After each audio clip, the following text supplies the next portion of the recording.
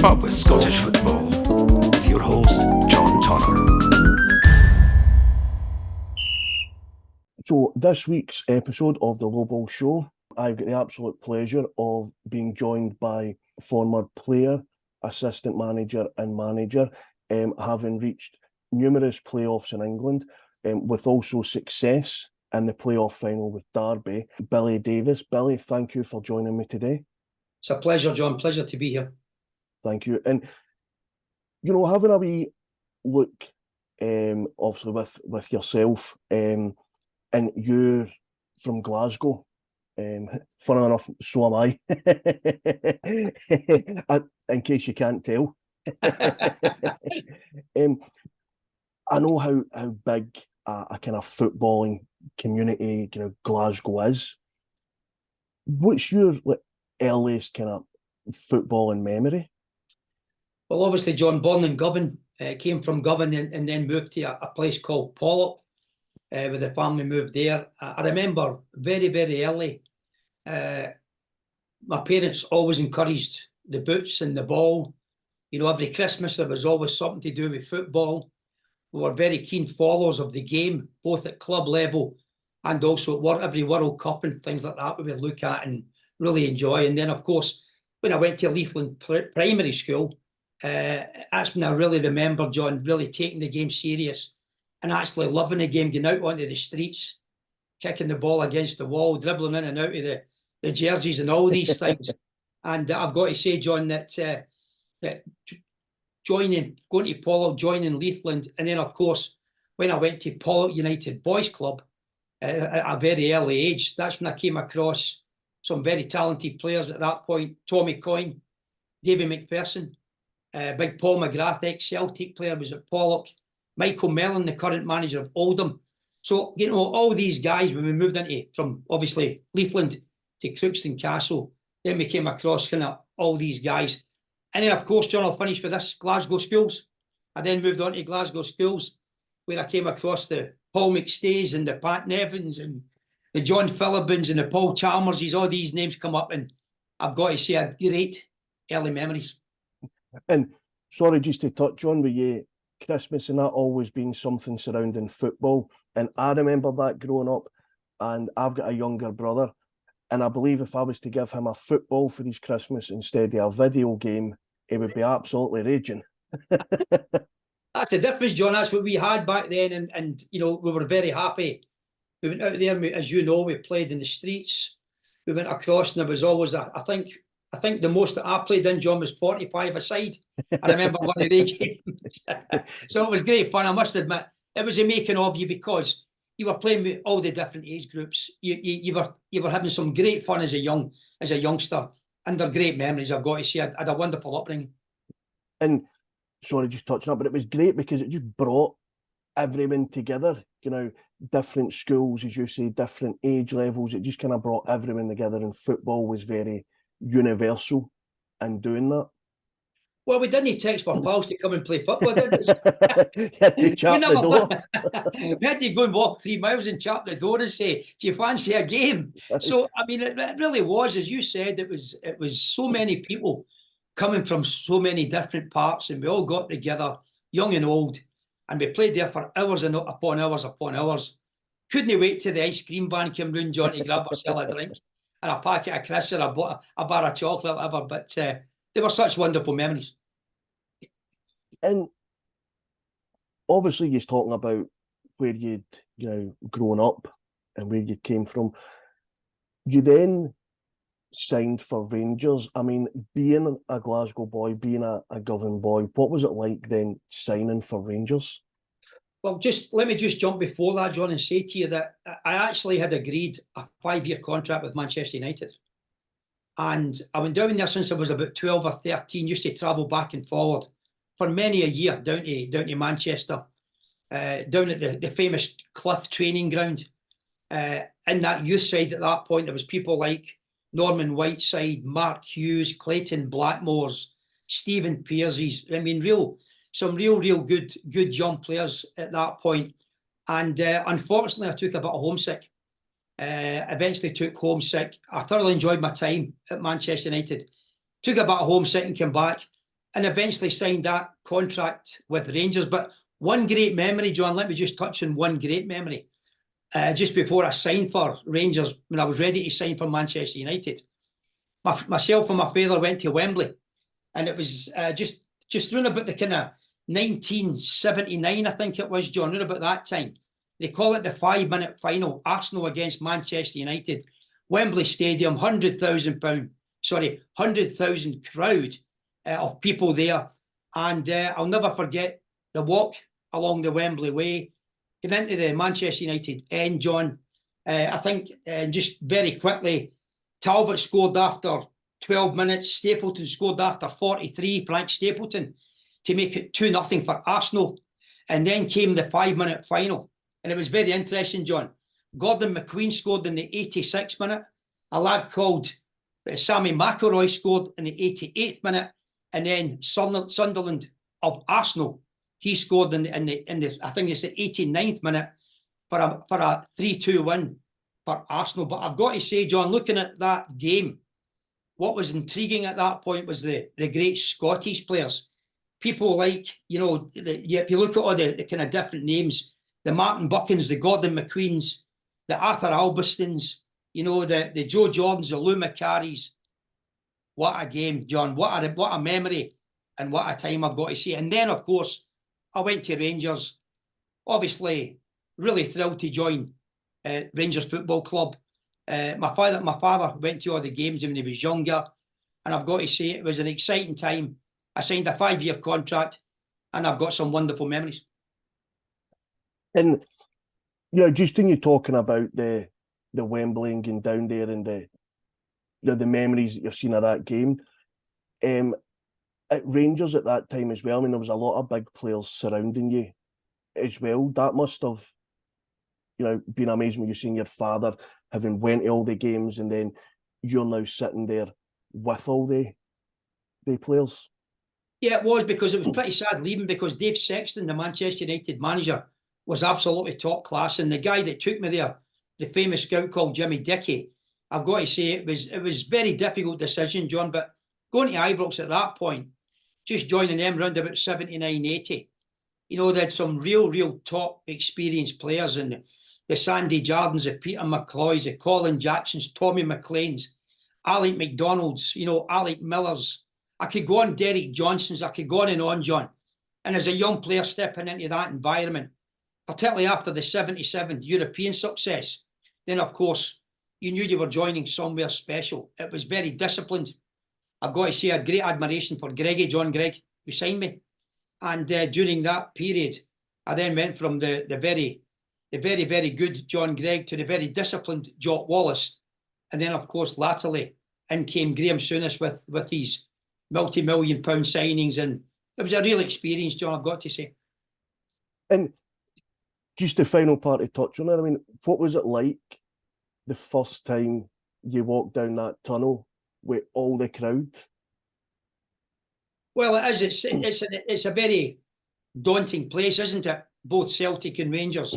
When they're full and the fans are at full voice, then, of course, I think we all know, John, it's such a wonderful place. And I've got to say that I never played a great deal. Obviously disappointed in what was going on. But as a young player, they gave me great memories. I've got to say I got great experience. I eventually signed another years to make it 6 years on I think it was a month-to-month contract with Graham Souness.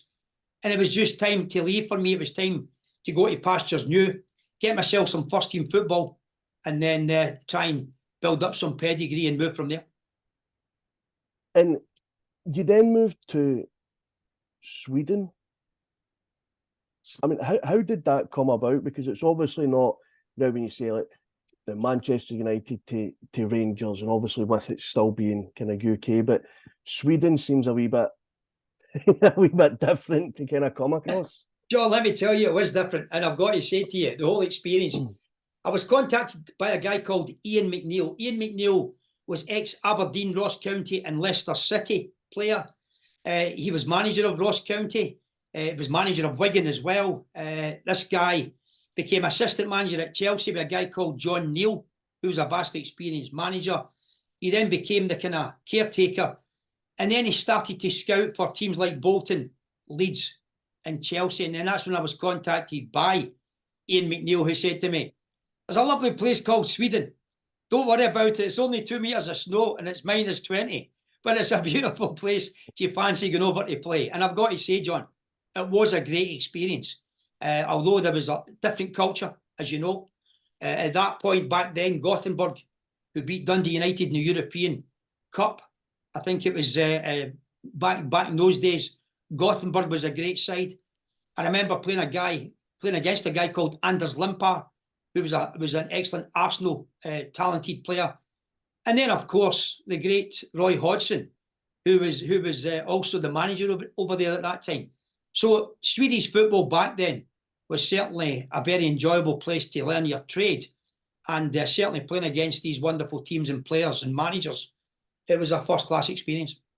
And how did that compare to, being at Rangers, being at Manchester United? How did not just the kind of football, but the culture compare? Well, it was interesting, John, because I went 5 days a week to learn the language.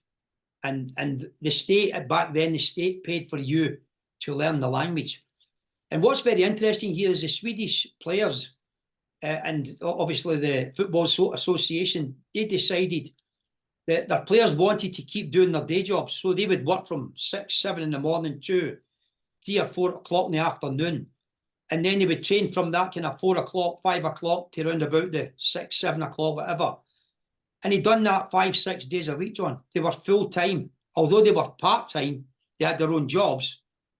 They certainly, as we all know, they were extremely fit, very, very disciplined, very committed. And the culture change was a great learning curve, both on how they trained, how they prepared, and as well as, John, going to all these different grounds, different games, and then, of course, the climate change. It was a great experience, and I would recommend to all young managers or young players, then you have to go abroad at least once, because it certainly does open your eyes. Yeah. And I can imagine as well, doing the learning the other language would have came with a bit of difficulty as well. I can't imagine that's something you think about before you go over. Is it like, I need to learn that language? Well, the great thing back then is that they were all very good English speaking, which was a big help, obviously. But I've got to say, we thoroughly enjoyed going to the school. Obviously, there was a lot of different nationalities. It was, again, excellent education to go there and to pick up the language. And then as time goes on, you start to be able to communicate with people. That was very important. And that made life easier, as you can imagine. And I've got to say that it was certainly a great place to be. It was a wonderful country. The people were very friendly. And it gave me very happy memories, John, I've got to say. And then when you signed with St Mirren, was it a welcomed move, coming back home? Yeah, it was. It was out of the blue. I've got to say a big thank you again to, it was Alex Smith that contacted me and asked if I wanted to come and join the team. And I had a fantastic, I've got to say it, John, I had a wonderful time at St Mirren as a player. The players that I played with, the dressing room that I was in, Alex Smith and his backroom team were excellent. Then in came Tony Fitzpatrick with Frank McGarvey and Gordon McQueen. Sadly, we've lost both of them, but two fantastic coaches assisting Tony. And all the way through that time, John, it was a great club to play for. The old stadium was always jam-packed, with some tremendous battles on Love Street back then. And the fans were first class. And again, a really good time and a really good period for me. Thoroughly enjoyed it. And sorry, just to pick up when you're talking about the old Love Street, because I've been there several times and I thoroughly enjoyed it. My dad is from Paisley, so we'd been there quite a few times, but it was always the stand behind the goals with the steep steps. I remember it well, John. I used to shoot many of my shots over that bar and into that stand at the back. Everybody's standing, but no, I've got to say, as you can remember, John, it was that track gave me nightmares, because we used to do a lot of running early part of the week around the track, and it was just a real good place to play. And again, back then, the players that I played with, the people that were there before me when I just walked in, just after they'd won the Scottish Cup, believe it or not. I just joined just after that, and some great players, some great coaches, and I worked with some excellent managers. And you, further down your career, had moved to Preston as Craig Brown's assistant manager. I mean, what was it like working alongside Craig Brown?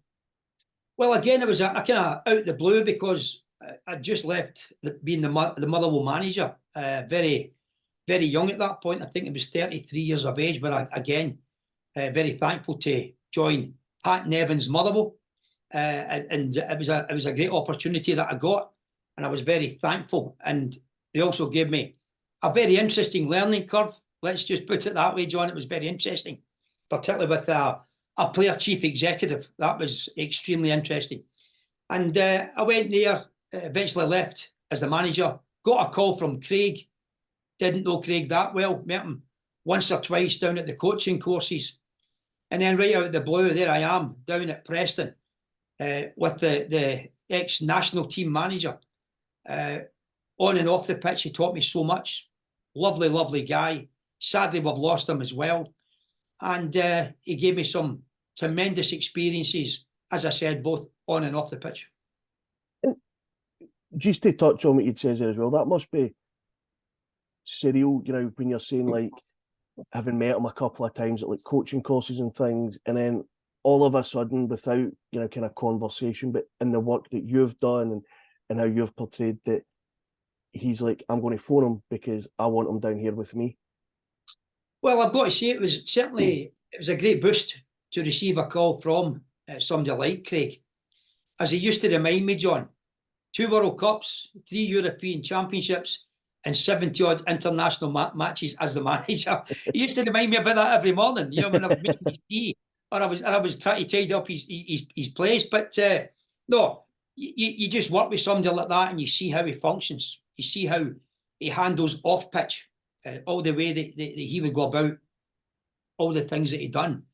It was a vastly experienced manager. He certainly knew the ins and outs, both on the grass, working with the squad, and then, of course, the press and the board and all the other things, the fans, all the other things you need to consider. So it certainly was. It was a pleasure, John. I've got to say, a real pleasure, and I really enjoyed my time with Craig. And just to touch on that, how did you find the assistant role?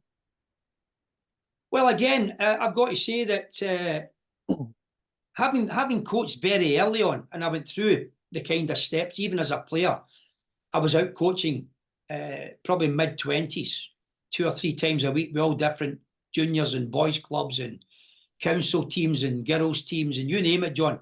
I'd be doing that. And then, of course, at Motherwell, I went into the 15s and the kind of 18 coaching setup with the likes of James McFadden and Stephen Hamill, Stephen Pearson, Keith Lashley, all these kind of guys.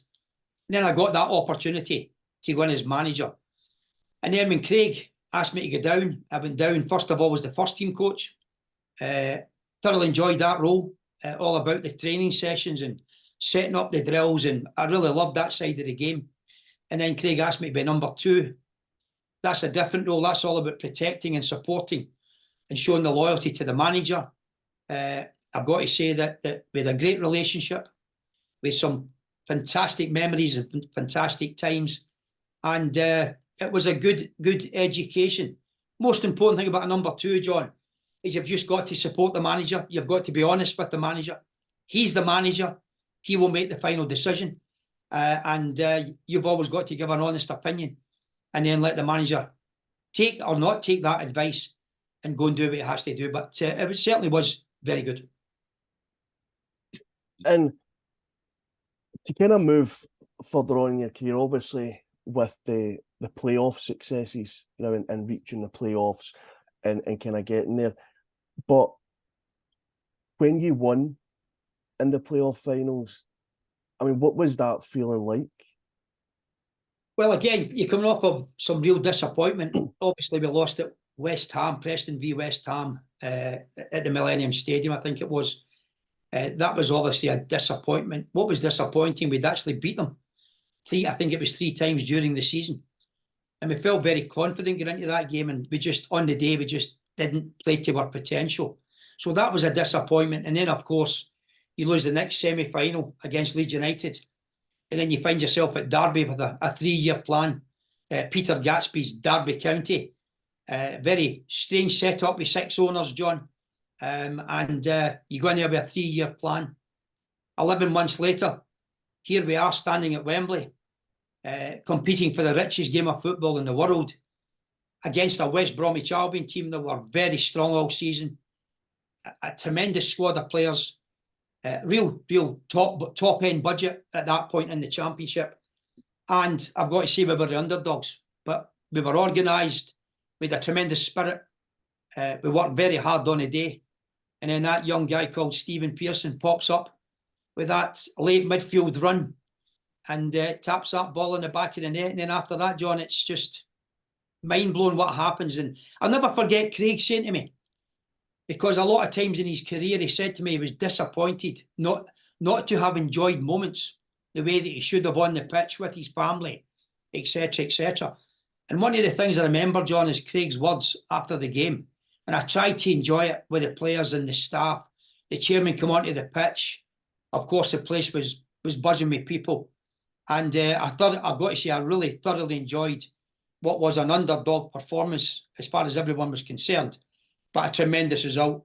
And after 11 months, unfortunately, 2 years too early. And just to touch on the kind of playoff final, I mean, getting into that final, what's the build-up like? I mean, is it very much go and enjoy it, seize the moment, we could win this? John, it's chaos.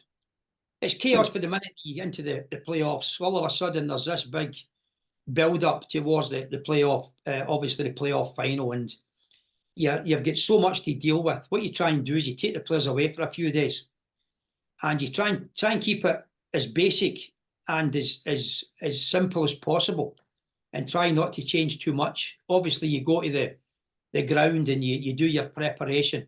Most important thing is you try and keep the spirit up amongst the players and staff. Keep the expectation exactly where it should be. We're obviously there for a reason. We've got to the playoff final. I've always said the playoff is a lottery. Anybody can win. And all you've got to do is just be disciplined, be organised, have a good commitment, get your side with that confidence. And that's exactly what we had, John. And the preparation before the game was excellent. The players' response was first class. And we went in there and we certainly did enjoy the occasion. And just to kind of touch back on when you're saying about Craig Brown talking about, enjoying the moment. When the teams go out and it's the playoff final and as the manager, you're standing and the teams are all lining up and Wembley's packed. For you, are you focused in the job at hand, or are you able to kind of take a moment to just enjoy that? No, you've got to enjoy it, John. I mean, going back to the Preston final, I remember saying to Sir Tom Finney, I offered and asked Sir Tom Finney if he would lead the club out to the Millennium Stadium.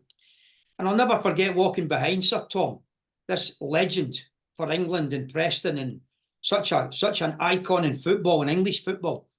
And that was a pleasure when I said to him, I would love you to lead the team out. Of course, he said to me he was very grateful and he thanked me very much for the offer. We both walked out there, and again, you walk out, you go into that red carpet, the lineups start to take place. The fans are going crazy. The atmosphere's first class. It's just riddled with cameras and you name it, John, photographers all over the place. And it was the same at Derby with the Wembley one. You've got to go out there. And we were prepared, well prepared. We knew what the expectation was. We knew how difficult the opposition was. We had many, many supporters that had confidence in us. And it was all about enjoying it. As I said before, after it, I remember, and I wasn't trying to be in any way ignorant or anything like that, But I remember running past Sky Sports who were trying to get a hold of me, John, and I could just think of Craig's words: "Go and enjoy yourself with the family. Go and see the chairman. Go and celebrate with your players." And you just don't see your heads all over the place. But it is a great feeling stepping out there onto the turf of Wembley, especially when it's in full voice and the place is absolutely jam packed with supporters. And just the kind of final part on that, obviously we're saying about the celebrations and the running and the loving it. I mean, the next morning, like, when you've, enjoyed in whatever way you've enjoyed the success, and then the next morning when you've woke up, is it a case of them being able to sit and go like, we've done it, we've done what I set out to achieve, and then maybe get that moment to then enjoy it without the cameras and the screaming fans? Well, don't forget, it was a 3-year plan. Nobody expected it after 11 months. Yep. We all knew it was 2 years too early. We were probably a mid-table building championship team. We brought in some good players, but we were on a steady progress. Year 1, as I said, mid-table. Year 2, top 10, and then year 3 was all about trying to get promotion. But here we were, promotion after 11 months. You wake up the next morning, John, you're still trying to pick some of the players and their wives up because of the celebration the night before. You can just see the aftermath of the celebration. No doubt the hotel, again, was jam-packed with fans and supporters and reporters and press and everything else. And you've just got to sit down, first of all, enjoy the success. That's important. And I said that to the staff and players. We had to go around Derby in an open-top bus. We had to go and have big celebrations at Pride Park for all the fans, and we went in to be done. But there was all sorts of things taking place, John. So I think at that point, you just know that get into the Premier League. We are 2 years too early. The first window is very difficult because of the playoff final and the short time period. I was always hoping to get to the second window because I felt the second window was where the spend would come in, the commitment would come in from the board, and of course, giving us that opportunity to compete well. Unfortunately, it became an outgoing board. It became a selling club. And I always say, John, I wasn't in the Premier League. I only visited the Premier League with a selling club and an outgoing board where the agenda changed, unfortunately. But that's football. Yeah. And to kind of go back on your own playing career, because obviously having the experiences you had and the clubs you'd been with, I mean, if I was just to ask you kind of off the cuff, what's the most memorable goal you've ever scored? I would probably say to you the goal of the season I scored for St Mirren against Rangers at Ibrox. That was a nice wee, I think it was a nice wee 25-yarder, John. And I just caught it. Ian Cameron, wonderful player, jinked past a couple of players. He played the ball square to me and I cracked one into the top left-hand corner. I think the goalkeeper at that time was Chris Woods, John. I think that's who the goalkeeper was. And it was just one of the ones where you just catch it beautifully. But it certainly was to win the goal of the season, to do it at Ibrox, and to go there with St Mirren. And I think we might have drawn again. I can't remember if we won the game or drawn the game, but it certainly was a great performance. And just to kind of add on here, because I put out in my family group chat where I've got like my dad and my uncles and things, and I kind of put out about yourself coming on. And the first message that my uncle sent was, can you please ask about the sculpture for St Mirren against Rangers? It was a good one, but I've got to say, John, as you know, every goal you score is, whether it's a tap-in or whether it's a 25-yarder, I've got to score. I've got to say, when you score goals, John, it's just memorable. And, I even remember as a 5'6" Salmon scoring a back post header against Celtic at Parkhead, John. So you remember all the different types of goals you scored. But I've played with great players. I've enjoyed my time with great clubs. But certainly the Rangers goal at Ibrox is one to remember. And can I just ask, with the family history of the Rangers fans, were they too happy about the goal? No, of course, John. They know themselves that their loyalties lie exactly where they lie. They certainly don't lie with me, as you can imagine. Both at Rangers and Celtic. As I said, I've got certainly plenty Celtic supporters in my family, and of course, when you do something against them, I remember winning 1-0 at Celtic Park when John Barnes was a manager, and of course, when you come home with some stick, John. Whether it's Ibrox or whether it's Parkhead, you come home with some stick and you soon find out where the loyalties lie. And just to one of the other questions that I had is a lot of people, as I'm sure you'll wholeheartedly agree, talk about the kind of legacy of Brian Clough and what he had created within football. And the reason I bring this up is because a lot of things that you read or different things you watch on the telly, Peter Taylor always seems very influential with that. I mean, and just in your opinion on it, how would you compare the kind of Taylor legacy to Clough's? Do you think because of Clough's name it's kind of overshadowed Taylor? No, I think every great manager's got a great backroom team, John.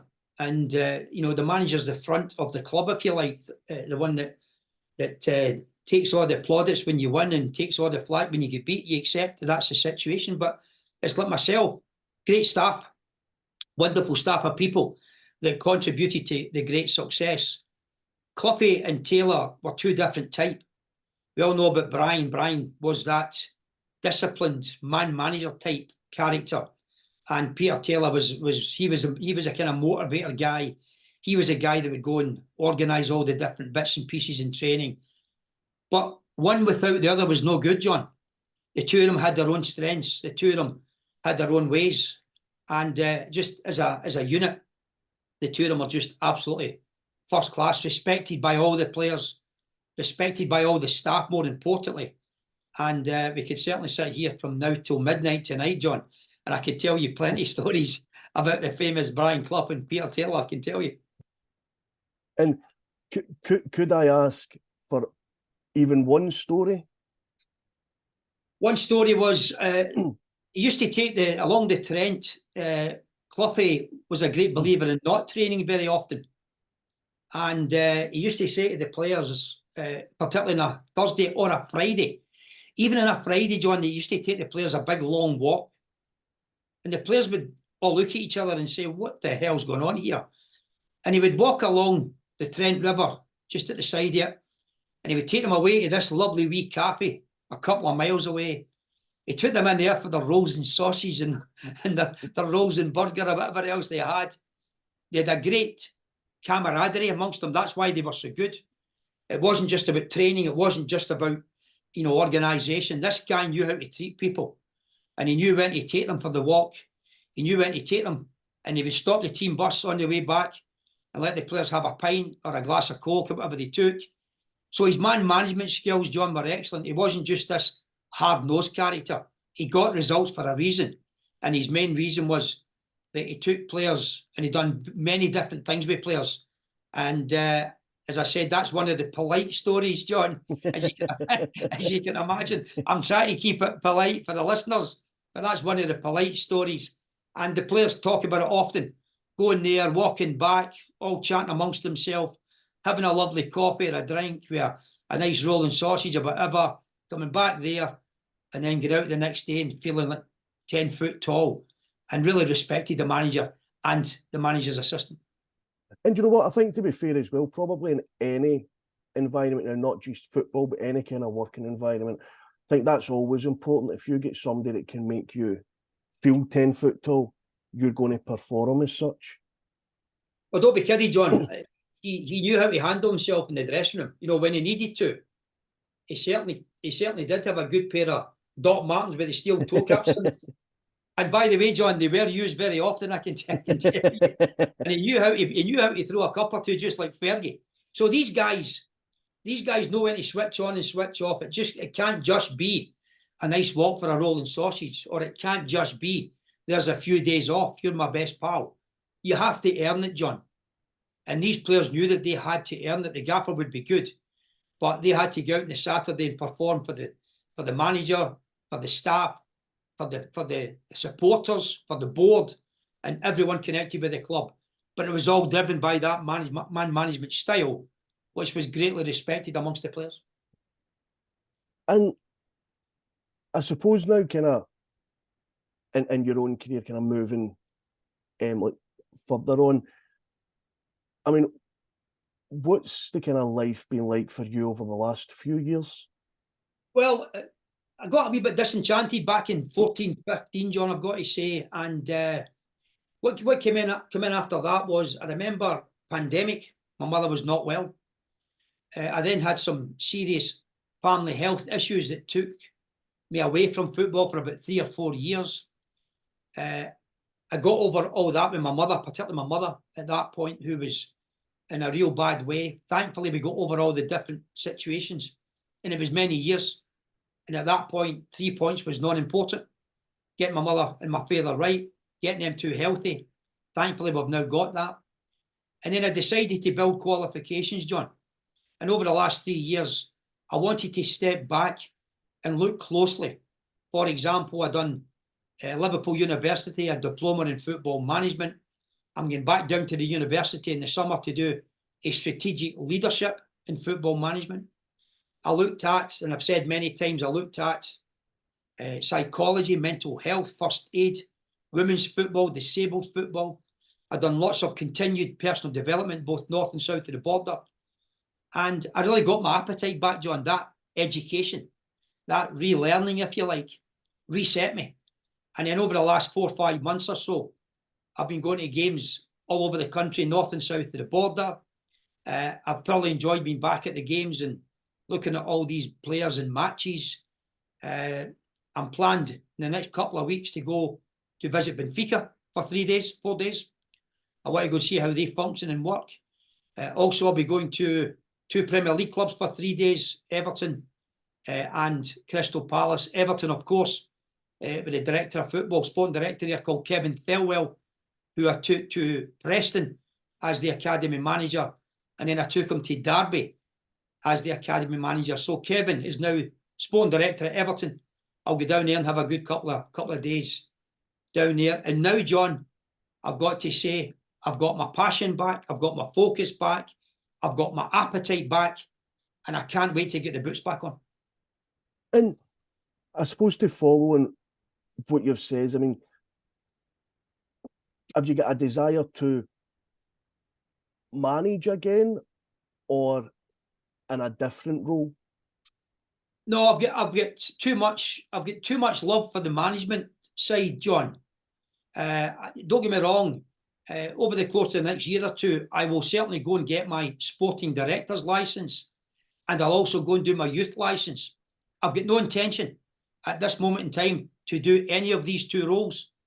I am a tracksuit manager.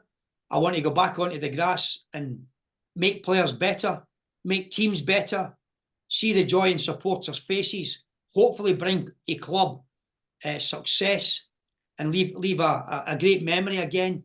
So I've got to say, John, you never rule out anything in this game. But I know where my heart is. And my heart is certainly going back into management. And that's exactly what I'll wait on and exactly where I'll go. And just finally on that, and it's just because of what you'd said there with the going and the doing the qualifications and going to these different places. I mean, as a whole, how important is it to go and do these courses? Because obviously you've managed prior to having done these courses. So does that change your outlook at all on? No, not really, John. I think it's all about evolving. It's all about being up to date. You know, going and learning. For example, I done the first aid course north and south of the border. I went and looked into head injury. I went and looked into cardiac arrest. I went and looked into disabled football. I was very keen to look at goalkeeping. So all these things was all about evolving, being up to date. You know, nobody can ever say that I'm not up to date. You know, you don't lose what you know, what you've got, and where you've been. And as I said before, there's been many good, important reasons what's happened in the last number of years. But staying up to date, John, staying on top of this evolving game in every single aspect. Going to all the games, I'm now going. I had a wonderful visit last weekend down to Preston against Ipswich. I thoroughly enjoyed that game. Tonight, I'm going to go and I'll watch some football again. I'll go to the Motherwell game. This week, I'll go and see St Mirren. There's many, many games that I'm covering, John. And again, that's keeping up to date with the squads, the players, the tactics, and then, of course, staying modern and staying on top of things is very important. And just to touch on with myself with the going to different games, I mean, I like to travel about and go to all these different games and different grounds. And, you know, I genuinely think from that perspective, there's no better feeling than a midweek night, the floodlights on, it's a bit cold, you're standing there and you're watching a game of football. And that's still my I mean, I'm going to a game tonight, and I still think there's nothing better than a midweek game. Well, you can't beat the floodlights, can you? You can't beat the atmosphere. Even as a player, you always look forward to the nighttime game because the atmosphere was special. The lights were on, the stadium was just nice and bright, and it was always a great memory, John, that whether as a player or as a manager, the midweek nighttime games are always special. And I'm looking forward to going to a few this week, I must admit. And now, the final part that I've got here is a new part that's been recently introduced in the podcast. So it's just a few questions, but it's like a kind of 60-second thing. So it can be yes, no, a name, or just your answer on that. So Okay. I'll be honest and say, we've done it a few times in the podcast recently. It's went well sometimes. It's went absolute rotten other times. That's allowed, John. Don't worry about it. This is why it's pre-recorded. Exactly. So we'll give it a go on this. A few questions here, and I'll just fire away. So in your time, the most influential player in the dressing room? Davy Cooper, And your favourite film? The Gladiator, And favourite food? Italian. And growing up, who were your footballing idols? Oh, I've got to say footballing idols. Back then, John, 1978 World Cup, carried a host of top players. But as a young player, I really loved watching the Willie Hendersons and the Alec McDonalds, the Danny McGrains, and all these. There was so many good players back when I was a young guy growing up. And then, of course, internationally, the great German team, the great Dutch team, of course, the wonderful Argentinian side that carried all these great names. It's too many to mention, John, but great players. And in your career, have you ever been offered the Rangers or Celtic job? Funny enough, I got a call a number of years back from a very famous journalist called Graham Spears of the Times. He called and contacted my agent asking if I would consider being manager of Celtic. And of course, I don't know where Graham was going with this one, but he certainly made contact about the Celtic job. I certainly made it clear as a self-employed manager, we would always consider and talk to any interested party. We spoke to Graham about it. It never went anywhere. Likewise with Rangers, my agent was contacted by John Gilligan, one of the directors of Rangers, who informed us that I was on a shortlist to take over the manager's job at Ibrox. I would be contacted by a guy called Stuart Robertson, who was on the board at the time. And I was told that I was getting dragged into Rangers to conduct an interview as one of the potential candidates. And I've got to say, John, sadly, none of the two of them happened, and we still don't know why. And who's been your biggest influence in your career? Carlo Ancelotti has been a great, I think, wonderful manager. Certainly my father has played a huge part in my career. And the guy that I mentioned earlier on, who I met when I was a young player, a guy called Jimmy Dickey, Manchester United chief scout for many decades.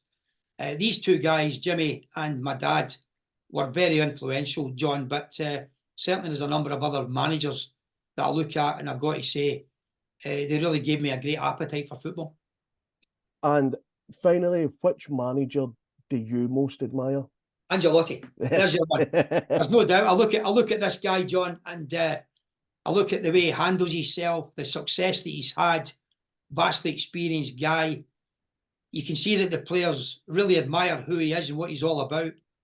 And I've got to say that I think he's certainly, for me, a very influential figure in looking at different managers and who you respect. He's certainly one that I certainly respect, John, I've got to say. And just to touch on that as well, just from like kind of my take on him, he very quietly just goes about his business.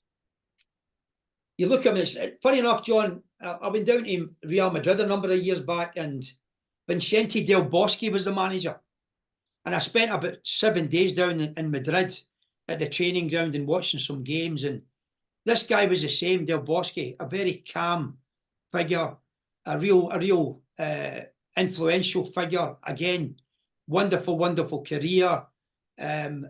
Similar to these two guys, one I'll mention also, Claudio Ranieri, who I visited at Juventus. Very respectful, very helpful, wonderful conversations. Taught me an awful lot with the questions that I asked. So I'd say these three guys, John, you'll find it very difficult to compare with these three in the way that they handle themselves, the success that they've had, and of course, the respect that they've got from their team and their players. Sorry, just based on that, I think you should probably take over this podcast